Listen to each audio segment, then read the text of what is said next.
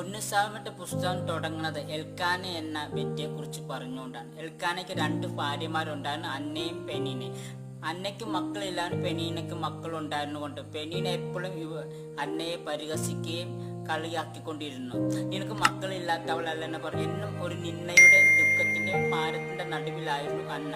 എങ്കിലും അന്ന അതെല്ലാം ദൈവകരങ്ങളിൽ ഏൽപ്പിച്ചു. അവൾക്കൊരു വേദന വരുമ്പോൾ, ദുഃഖം വരുമ്പോൾ അവൾ ദൈവസന്നിധിക്ക് ഓടിച്ചെല്ലുന്ന ഒരു പ്രകൃതം അന്നയ്ക്കുണ്ടായിരുന്നു.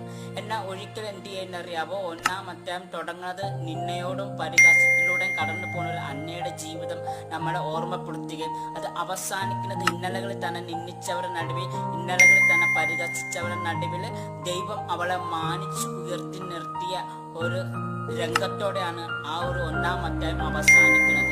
പ്രിയമുള്ളവരെ, എല്ലാത്തിനും ഒരു തുടക്കമുണ്ട്, എല്ലാത്തിനും ഒരു അവസാനമുണ്ട്. നമ്മുടെ ജീവിതത്തിലെ എല്ലാ പ്രതിസന്ധികൾക്കും ഒരു അറുതിയുണ്ട്.